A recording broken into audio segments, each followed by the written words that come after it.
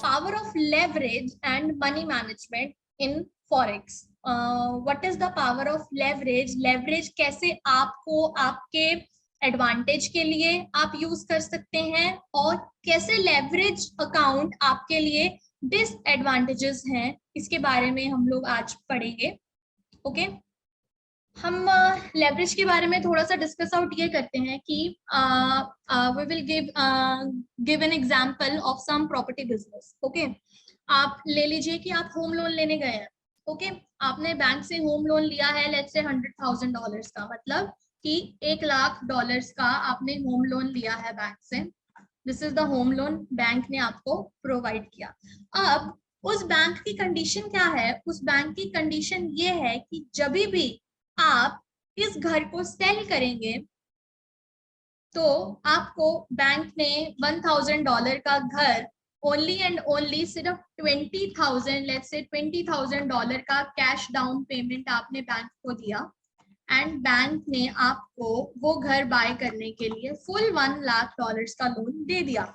Okay, but आपने क्या पे किया? आपने सिर्फ और सिर्फ $20,000 पे किए, $80,000 आपको पे नहीं करने पड़े। ओके, लेकिन बैंक की कंडीशन क्या थी ये लोन देने की? बैंक की कंडीशन ये थी कि whenever you will sell that house, जब भी आप वो घर बेचेंगे तो you owe the bank $1,00,000, no matter वो प्रॉपर्टी का रेट इंक्रीज हुआ है या डिक्रीज हुआ है, आप बैंक को $1,00,000 ओ करते हो। ओके, तो मान लीजिए कि आने वाले टाइम में आफ्टर अ ईयर और आफ्टर 2 years उस प्रॉपर्टी की वैल्यू डिक्रीज हो गई और अब वो घर 1,00,000 का नहीं सिर्फ 50,000 का रह गया है और आपने उस घर को 50,000 में सेल कर दिया है। आपने 50,000 में उस घर को सेल किया, लेकिन बैंक को आपको कितने रिटर्न करने हैं? आपको बैंक को $1,00,000 ही रिटर्न करने हैं। तो इन दैट केस आपको 1,00,000 माइनस 50,000, आपको $50,000 का नुकसान हुआ, राइट? क्योंकि बैंक की एक कंडीशन थी, नो मैटर प्रॉपर्टी का रेट इंक्रीज होगा या डिक्रीज होगा,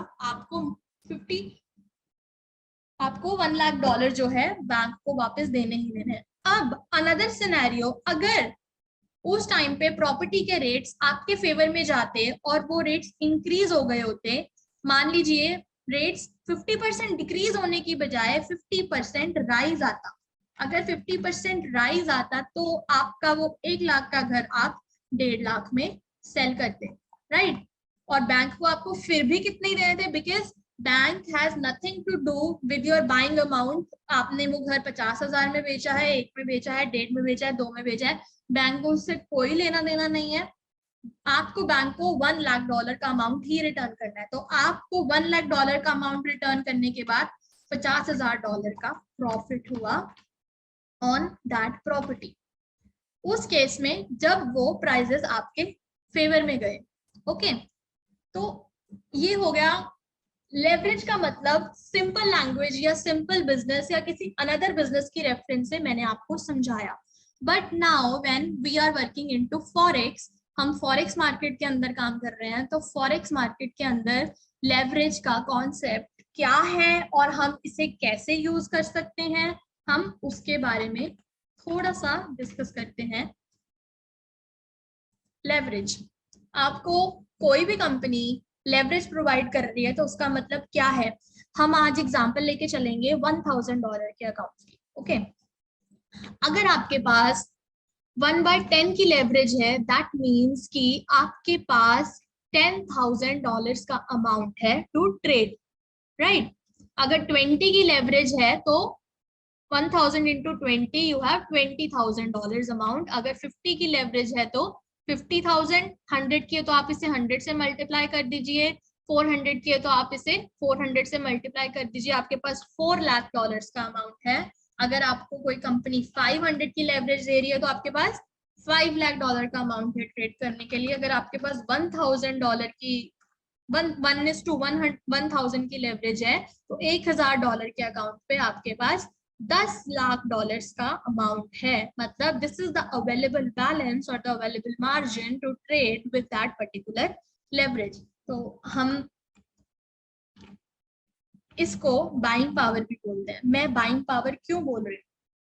because this is the buying power, leverage के साथ मल्टीप्लाई करके जो ये फिगर यहाँ निकल रहा है, this is the buying power of your account, this is the buying power of your account. Only and only in case आपकी लगी हुई ट्रेड प्रॉफिट की साइड जा रही है, सिर्फ उसी केस में आपको ये लेवरेज हेल्प करेगी। अगर ये ट्रेड आपके फेवर में नहीं जाती है तो हम डिस्कस करेंगे कि आपको लेवरेज के साथ क्या डिसएडवांटेज होगा। So this is the buying power of your account. जैसा कि हमने यहाँ होम लोन के विद रिस्पेक्ट टू पढ़ा था कि अगर प्रॉपर्टी के रेट्स आपके फेवर में जा रहे हैं, only and only in that case you are into profit. अगर प्रॉपर्टी 50% राइज होने की बजाय 50% डाउनफॉल आता तो आपको $50,000 का लॉस होता। ओके, इसी चीज को हम यहाँ डिस्कस करेंगे एक सिंपल से सिनेरियो के साथ। आपके अकाउंट का अकाउंट बैलेंस है लेट्स से $1,000 और हम स्टार्टिंग में लेके चल रहे हैं लेवरेज ओनली एंड ओनली 1। हम कोई लेवरेज नहीं लेके चल रहे हैं, मतलब जीरो लेवरेज अकाउंट है हमारा। ओके, जीरो नहीं बोलते हैं हम, दैट इज 1:1 की लेवरेज मिल रही है हमें। And the available balance now to trade is $1,000, मतलब अभी अवेलेबल बैलेंस जो हमारे पास है ट्रेड करने के लिए वो है $1,000। अब दैट मीन्स 1,000 यूनिट्स, 1,000 यूनिट्स मतलब 1,000 यूनिट्स मतलब we have read about it. 1,000 units हैं तो कितना लॉट, 10,000 यूनिट्स हैं तो कितना लॉट, 1,00,000 यूनिट्स हैं तो कितना लॉट, 1,00,000 यूनिट्स हैं तो 1 micro lot as 1 standard lot. Here you remember in our first session हमने पिप्स की वैल्यू निकाली थी और हमें पता है कि अगर यूनिट साइज इज $1,00,000 तो आपका पर पिप वैल्यू हुई $10 and you can take 1 standard lot. Mini lot के अंदर you have 10,000 units and per pip value on a mini lot is $1 and micro lot के ऊपर 1,000 and 0.1 या फिर 10 cents। ओके, तो यहाँ पे हम बात कर रहे हैं हमारे पास 1,000 यूनिट है। 1,000 यूनिट है तो मतलब कि हमारे पास अगर 1,000 यूनिट है that means we have value per pip is 10 cents और $0.1। ओके, दैट मीन्स अगर आपके पास 1,000 यूनिट्स हैं तो how many पिप्स you can lose. यहाँ पे हम सिग्निफाई करेंगे कि हमें अपना एसएल और टीपी कैसे और कितना अपने अकाउंट बैलेंस के अकॉर्डिंगली या अपने अवेलेबल बैलेंस अवेलेबल मार्जिन के अकॉर्डिंगली प्लेस करना है। सो total pips you can lose on $1,000 account is 1,000 divided by 0.1 because $0.1 is the value per pip. तो 10,000 10,000 pips you can lose on $1,000 account without any leverage. इसको हम कैसे explain कर सकते हैं? Here you can see अगर आप लोगों ने यूनिटरी मेथड पढ़ा हो तो दिस यूनिटरी मेथड सेज कि अगर 1 पिप या फिर $0.1 is 1 pip, $0.1 is 1 pip, right. $1 के अंदर कितना होगा 1 डिवाइडेड बाय 0.1, तो $1,000 के ऊपर आप कितनी पिप्स की मूवमेंट ले सकते हैं? $1,000 के ऊपर आप 10,000 पिप्स की मूवमेंट ले सकते हैं। और अगर वही यहाँ पे हमारा 1,000 का अमाउंट नहीं, हमारे पास अकाउंट बैलेंस में $10,000 होते तो हमारे पास कितनी पिप्स थी लूज करने के लिए? हमारे पास वी हैव 1,00,000 पिप्स की movement on a zero leverage account या 1:1 का लेवरेज अकाउंट। और अगर हमारा अकाउंट बैलेंस होता है लेट्स से $100, हम $1,000 के ऊपर भी नहीं जाते हैं तो we have 1,000 pips to lose. But अभी हम एग्जांपल ले रहे हैं $1,000 के अकाउंट की, तो वी हैव 10,000 पिप्स। अब आप समझ सकते हैं कि 10,000 पिप्स is a huge movement in the market. So you have a huge opportunity, आपके पास एक बहुत बड़ी अपॉर्चुनिटी है और एक बहुत बड़ा विंडो ओपन हो गया है कि आप मार्केट के अंदर इतनी पिप्स की मूवमेंट की ट्रेड्स ले सकते हैं। और पर पिप जब मार्केट मूव करेगी तो आपको $0.1 का प्रॉफिट होगा। ओके, इसी को हम विद एन एग्जाम्पल हम लेके चलते हैं कि हम $1 हम लोग $1,000 के अकाउंट पे $1,000 के अकाउंट पे हम लोग लेट्स से 50 की लेवरेज के साथ ट्रेड कर रहे हैं, तो what is the available balance to trade? अगर हम $1,000 और 50 की लेवरेज के साथ ट्रेड कर रहे हैं, हमारे पास अवेलेबल बैलेंस टू ट्रेड है 50,000, but to be very sure on it 50,000 is our buying power, this is not the losing power, क्योंकि हम लोग $1,000 से ज्यादा लूज नहीं कर सकते हैं, हम लोग अपने अकाउंट बैलेंस से ज्यादा लूज नहीं कर सकते हैं। Okay, so 50,000 is your buying power, हम इस पे भी आएंगे।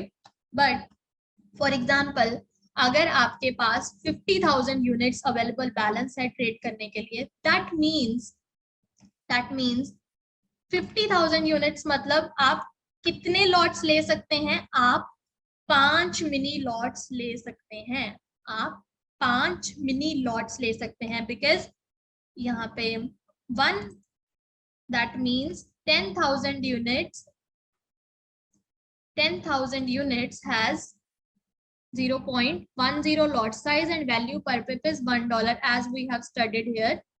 10,000 units has 1 mini lot and the value per pip is $1. और आपके पास कितने यूनिट्स हैं? 50,000। तो अगर 10,000 पे आप एक मिनी लॉट ले सकते हैं, तो 50,000 पे आप 5 मिनी लॉट्स ले सकते हैं, राइट? मतलब कि आप 0.50 लॉट्स ले सकते हैं और वैल्यू पर पिप क्या हो जाएगी? जो नॉट अ लेवरेज्ड अकाउंट पे $0.1 थी, वो वैल्यू पर पिप अब $5 हो जाती है, राइट? $5 पर पिप, अगर एक वैल्यू आपकी पर पिप $5 है, तो आप ओवरऑल कितने डॉलर लूज कर सकते हैं $1,000 के अकाउंट पे? हर डॉलर पे आप हर पिप पे आप $5 दे रहे हैं, तो आप $1,000 कितने पिप्स में खत्म हो जाएंगे? आपके $1,000 200 पिप्स के अंदर खत्म हो जाएंगे। Means 5 into 200 is equals to $1,000। Only and only 200 पिप्स की movement you have in your account on a leveraged account। अगर 200 पिप्स की मूवमेंट हुई, तो आपका 1,000 का $1,000 जो आपने अकाउंट में रखा है वो वॉश आउट हो जाएगा। अगर आपने ट्रेड लिया और मार्केट आपके फेवर में नहीं गई, 200 पिप ऊपर जाने की बजाय मार्केट 200 पिप नीचे आ गई, राइट? आप बाय के ट्रेड में है, market is not in to your favour, तो that buying power will not help you and ये लेवरेज आपको एडवांटेज देने की बजाय डिसएडवांटेज दे जाएगी। सो इसीलिए I am not telling you कि आपको लेवरेज्ड अकाउंट पे ट्रेड नहीं करना है, आपको लेवरेज्ड अकाउंट पे ट्रेड करना है, लेकिन लेवरेज्ड अकाउंट पे ट्रेड करने के कुछ रूल्स हैं। Always and always, whenever you are trading into a leveraged account, you always have to use the stop loss. How to use leverage to your advantage। अभी हम ये पढ़ रहे थे कि leverage आपको कैसे disadvantage दे रही है, तो leverage को आपको अपनी advantage के लिए कैसे use करना है? आपको हमेशा stop loss रखना है। Whenever you are trading on a leveraged account, you always and always have to set a stop loss on your account। अब वो stop loss कितना होना चाहिए, आप कैसे सेट करेंगे? कुछ पैरामीटर्स हैं उसके लिए जो हमें नोटिस में रखने हैं। स्टॉप लॉस, विच थिंग्स और parameters are required to be notice?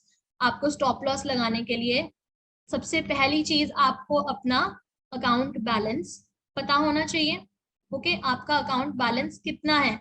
You can only lose up to $100। मतलब कि लेट्स से आपका अकाउंट बैलेंस है $1,000, हमारा अकाउंट बैलेंस है लेट्स से अकाउंट बैलेंस, हम स्टार्टिंग से एग्जांपल लेके चल रहे हैं $1,000, और मैं $1,000 के ऊपर मैं ज्यादा से ज्यादा कितना लॉस जो है वो बेयर कर सकती हूँ $1,000 के ऊपर? अकॉर्डिंग टू मी 1% और 2%, लेट्स से।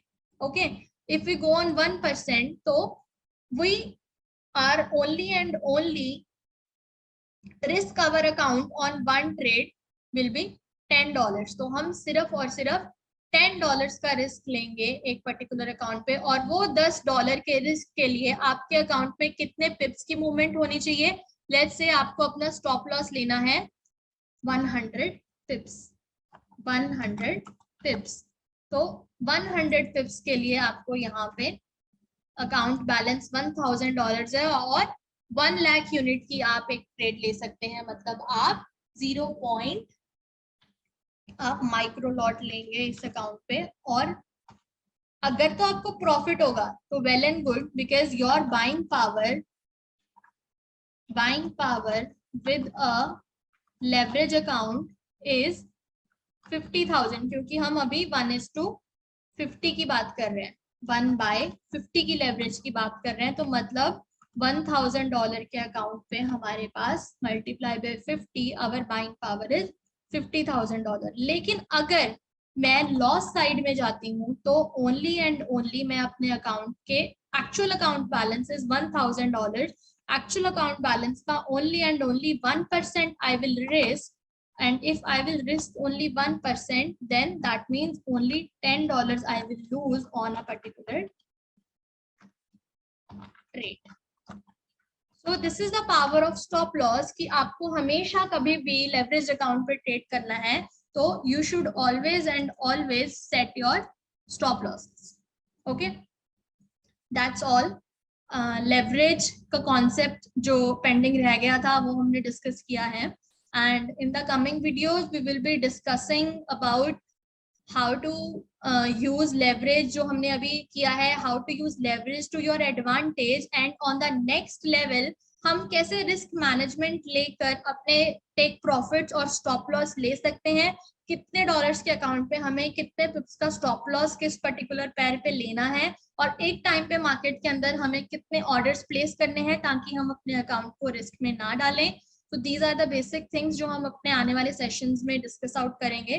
So thank you so much and that's all from my side. और अगर आपको इस सेशंस के लिंक चाहिए तो links will be available on our channels as well, and your personal account manager will also send you the link. Thank you so much and goodbye, good evening.